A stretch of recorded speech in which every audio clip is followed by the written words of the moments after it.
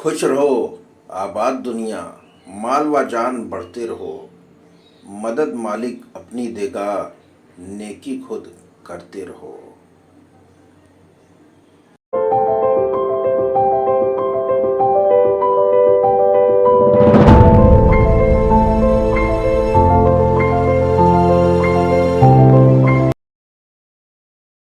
देखिए, आज देखेंगे राहु और शुक्र अगर मुश्तरका हो रहे हो जन्म कुंडली में, तो क्या फल देंगे, किस खाने में बैठकर कैसा फल देंगे, कहाँ पर कौन सा उपाय करना है, इसको आज देखते हैं। शुक्र शुक्र है लक्ष्मी जी, गाय। शुक्र है मिट्टी। और जो व्यक्ति के अंदर ऐश पसंद होने का गुण होता है, वो भी शुक्र है। जो औरत की लगन होती है, नफासत है, दिली मोहब्बत, रुखसार, बीज, ये सब शुक्र से देखा जाता है। ऐसे ही राहु, राहु क्या है कि कड़कती बिजली, आंधी तूफान, या फिर ये जो दिमाग में अचानक से जो कल्पना शक्ति पैदा होती है, वो भी राहु है। राहु है चालबाजी, मक्कारी, नीच स्वभाव, जालिम स्वभाव और ख्यालात। ये सब राहु की अशिया है। तो पंडित जी ने कहा है राहु और शुक्र मुश्तरका को कि मिट्टी भरी काली आंधी।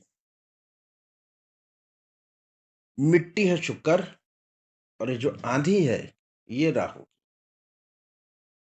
फूल तो होगा पर फल ना होगा। बुद्ध का जो है व्यापार, या बुद्ध क्या है, बेटी है, वो तो होगा मगर बेटा नहीं होगा। बेटा पैदा होने में तकलीफ होगी, या बेटा पैदा हो गया है तो बेटे को तकलीफ होगी।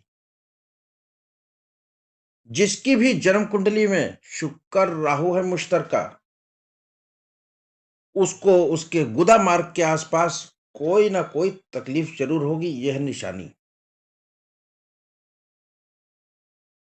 तो जो रेक्टम का एरिया है, उसकी जिल्द खराब हो सकती है, वहां पर घाव हो सकता है, वहां पर पाइल्स जैसी बीमारी, फिस्टुला जैसी बीमारी, ये सब होने की संभावना है।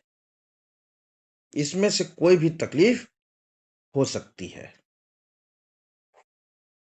और शुक्र राहु जो है, जिस घर में बैठते हैं, उस घर से संबंधित जो भी रिश्तेदार होगा, उसको भी जो है बवासीर का रोग होगा, उसकी शिकायत होगी। कि छठे में बैठ गया तो ननिहाल में ऐसी बीमारी होगी, कब्जियत होगी, फिस्टुला होगा, ये निशानी है। या चौथे घर में बैठ गया, माता को सातवें घर में बैठ गया, तो सातवां घर है पत्नी का, उसको। तो जिस भी घर में बैठेगा, उस घर से संबंधित जो भी रिश्तेदार होगा, उसको इस प्रकार का रोग लगा ही रहेगा।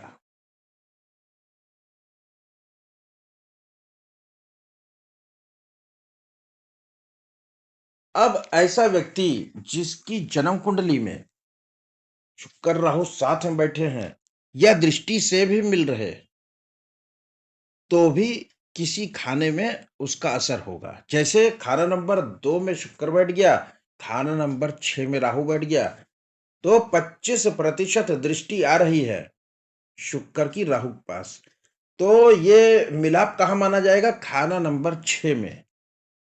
या 4 में शुक्र बैठ गया और 10 में राहु बैठ गया, तो ये जो शुक्र जाकर मिल रहा है, मिल कहाँ पे रहा है? दृष्टि जा रही है 4 से 10 में, तो इसे खाना नंबर 10 में माना जाएगा मिला हुआ, और ये रहेगा 100%। तो शुक्र राहु मिल रहे हैं कुंडली में, और ऐसा व्यक्ति अगर दक्षिण के मकान में रहता होगा, तो पत्नी बर्बाद होगी, पत्नी को तकलीफ होगी, पत्नी रोगी रहेगी, और पैसों की भी तकलीफ बनी रहेगी। रातों की नींद हराम होगी। ऐसे व्यक्ति को जो है आंखों में सुरमा लगाता होगा अगर, तो 43 साल की उम्र तक तकलीफ में रहेगा। और झूठी इज्जत, दिखावे की इज्जत वाला आदमी होगा, पैसे बचा नहीं पाएगा।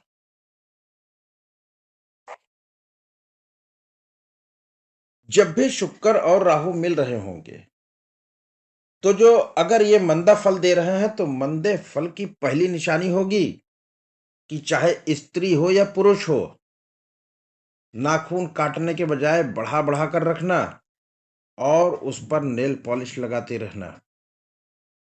चाहे पुरुष हो, चाहे स्त्री हो।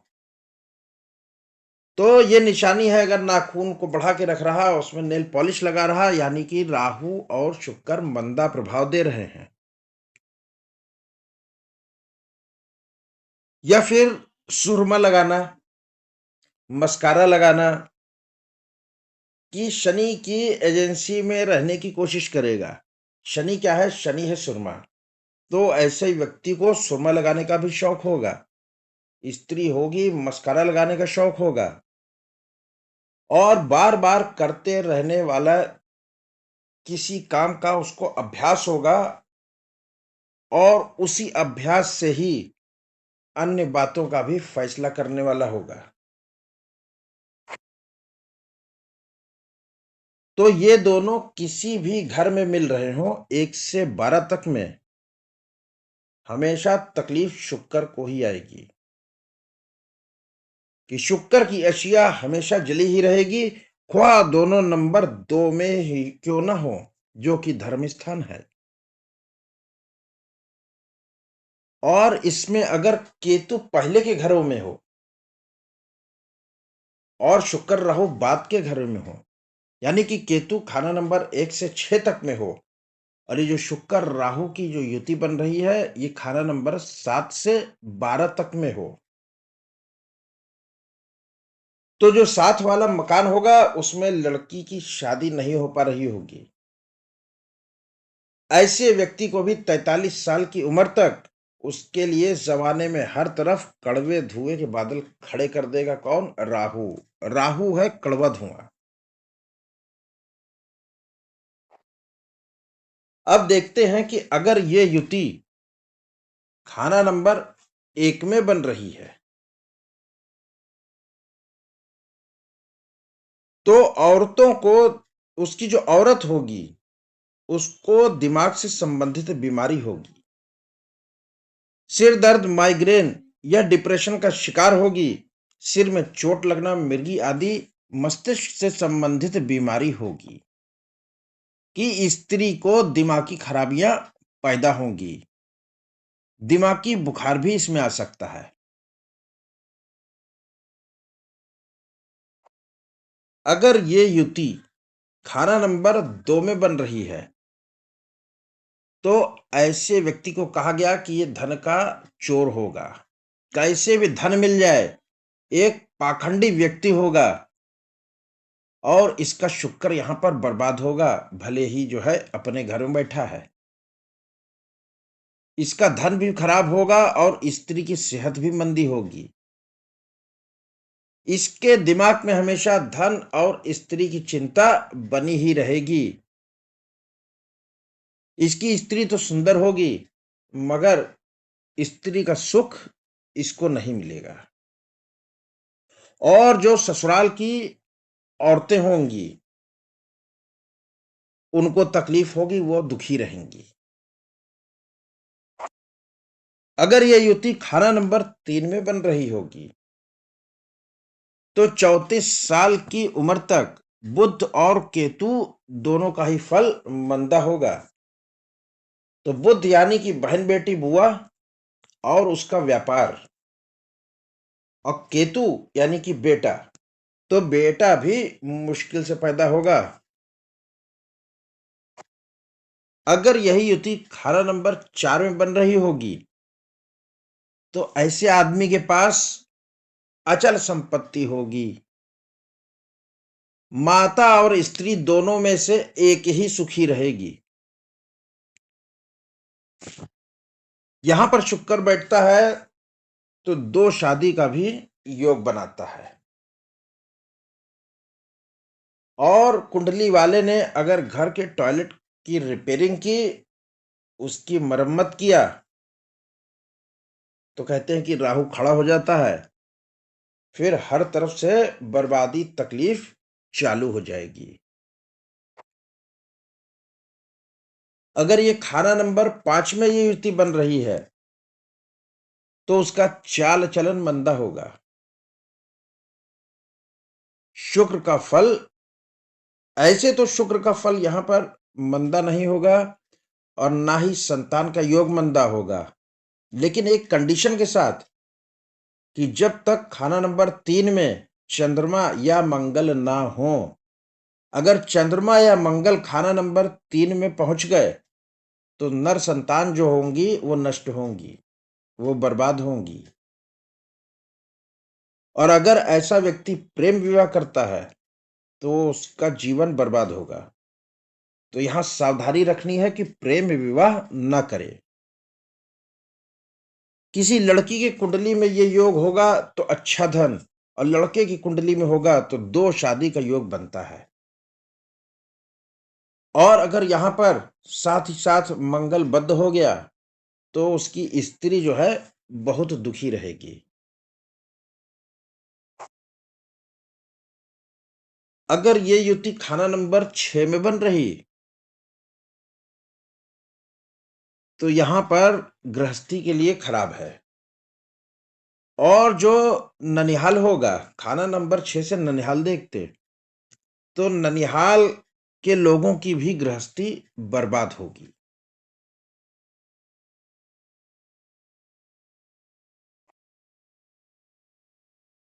खाना नंबर 7, खाना नंबर 7 में अगर ये युति बन रही, तो ऐसा व्यक्ति जो है स्वार्थी होगा और इसका मामा खानदान बर्बाद होगा। क्यों? क्योंकि अभी शुक्र के अंदर भी राहु और केतु रहते हैं। अब यहां पर राहु आ गया, तो यहां पर केतु टिक नहीं पाएगा। शुक्र के अंदर पहले से राहु था और एक राहु और आ गया, राहु प्रभाव बढ़ गया। राहु राहु क्या है? हाथी है और केतु है कुत्ता। तो हाथी के सामने अब ये कुत्ता टिक नहीं पाएगा। अगर खाना नंबर 8 में ये युति बन रही है, तो यहां पर भी इसकी गृहस्थी खराब होगी और ये ऐसा व्यक्ति होगा कि दुनिया के लोग भी इसे पसंद नहीं करते होंगे। और इसका जो भाग्य का चक्र है, वो ऊपर नीचे यानी कि लाइफ में अप डाउन लगा रहेगा। ऐसा व्यक्ति बेईमान या रिश्वतखोर भी हो सकता है या कानूनी झमेलों में फंसा हो सकता है। जेल जाने की भी नौबत यहां से बन सकती है।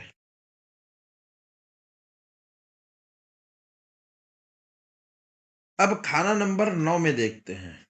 खाना नंबर 9 में होगा शुक्र राहु साथ, तो ऐसा कुंडली वाला दूसरों की मुसीबत अपने सिर पर लेकर हमेशा परेशान रहेगा और खानदान की इज्जत उड़ती रहेगी। यहां पर राहु भी मंदा है और शुक्र भी मंदा है। और खाना नंबर 9 है बुजुर्गों का, तो बुजुर्गों की इज्जत पर दाग लगेगा। अब खाना नंबर 10 और 11 में एक कॉमन चीज है कि ये व्यक्ति की बर्बादी का कारण कोई औरत होगी। 10 में भी 11 में भी। 10 में होएगा तो ऐसा व्यक्ति सुंदर पराई स्त्रियों के सपने देखने वाला होगा। और 11 में होगा तो इसकी ऐसी स्थिति होगी कि इसको स्त्रियों की कमी नहीं होगी, मगर भोगने की शक्ति नहीं होगी। खाने को भोजन बहुत होगा मगर खाना पचाने की शक्ति नहीं होगी, ऐसी स्थिति होगी। अपने मतलब के लिए गिरगिटान की तरह रंग बदलने वाला व्यक्ति होगा और गुप्त कार्यों में लिप्त भी रहता है। खाना नंबर 12 में अगर ये युति बन रही है, तो औरत की सेहत मंदी रहेगी और लक्ष्मी का भी धुआं उड़ता रहेगा। लक्ष्मी यानी कि धन दौलत, तो धन दौलत राहु के धुएं में उड़ जाएगा।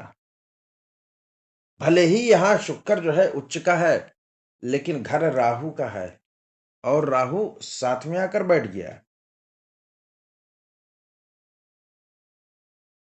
तो अगर किसी की भी कुंडली में ऐसा मुश्तरका हो, शुक्र और राहु, तो उपाय क्या कर सकते हैं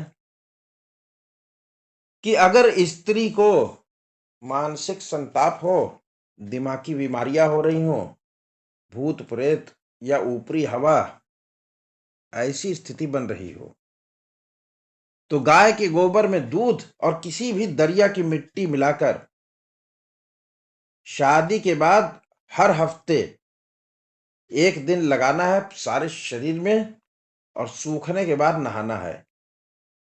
ऐसा जो है 43 दिन तक करना है और साथ ही साथ दाहिने बाजू पर चांदी धारण करना है।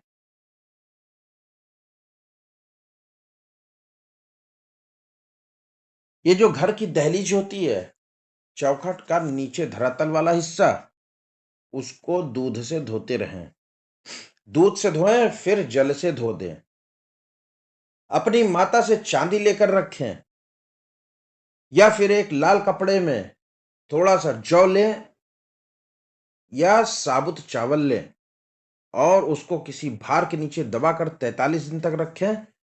फिर वो पोटली मंदिर में रखकर आए। स्त्री के शरीर के दाहिने भाग पर चांदी के आभूषण कायम करना और गाय को गोग्रास देना, ये इसके कुप्रभावों को कम करता है। अगर ये युति खाना नंबर 9 में बन रही हो, तो चंद्रमा को स्थापित करने से, चंद्रमा को कायम करने से नेक फल मिलता है। इसकी युति का जहर कम होगा। अगर ये युति खाना नंबर 8 में बन रही है, तो नंगे पैर मंदिर जाना है और अपने द्वारा किए गए अपराधों की माफी मांगना है। ऐसा 43 दिन लगातार करना है। अगर मंदे शुक्र राहु की निशानी आ रही है कि व्यक्ति जो है हाथ के नाखून रंगने की आदत हो, मस्कारा सुरमा लगाने की आदत हो, तो दूध लें, दूध में थोड़ा सफेद मक्खन मिलाएं। सफेद मक्खन वो मक्खन जिसमें नमक नहीं होता। और किसी पात्र में दूध लें, उसमें मक्खन मिलाएं, फिर उसे मंदिर में रख कर आए या फिर उसको बरगद की जड़ में अर्पित कर दें और वहां पर जो मिट्टी गीली हो गई उससे जो है माथे पर तिलक लगाएं। अगर दक्षिण मुखी मकान हो और कुंडली वाले के कुंडली में शुक्र राहु किसी भी घर में मिल रहे, तो सबसे बढ़िया तरीका है मकान बदल दें। मकान बदलना ही सबसे ज्यादा शुभ होगा। और अगर ऐसा नहीं कर सकते, तो पानी के 2 मटके भरकर अपने दरवाजे के दहलीज के पास दाएं और एक बाएं दोनों ओर रखें और दहलीज के नीचे चांदी का पत्थर बिछाएं। बाहर आते जाते समय जैसे मंदिर की चौखट माथा लगाकर जाते हैं हाथ से, वैसे घर में घुसते निकलते जो दहलीज है उसको छू कर जाएं।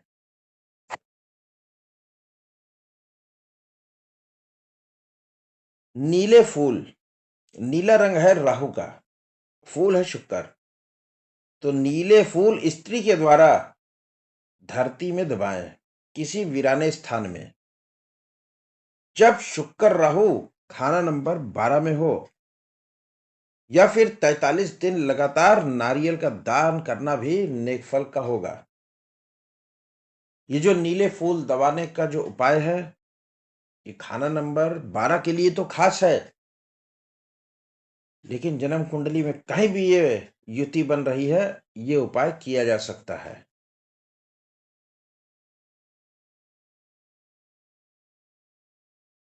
तो ये क्लास रहेगा देखिए मुश्तरका ग्रहों का। इसमें 2 ग्रहों की युति के सारे फल बताए जाएँगे और उपाय बताए जाएँगे। जैसा कि अभी शुक्र और राहु को लेकर मैंने बताया, ऐसे सभी 2 ग्रहों की युति बताई जाएगी। फिर तिगड्डे ग्रहों की युति बताई जाएगी कि 3 ग्रह मिल रहे हैं, वो क्या फल देंगे, उनका खानावार क्या फलादेश होगा या उनका जो उभयनिष्ठ फल है वो क्या होगा। ऐसे ही 4 ग्रहों की और 5 ग्रहों की युतियों का भी फल बताया जाएगा।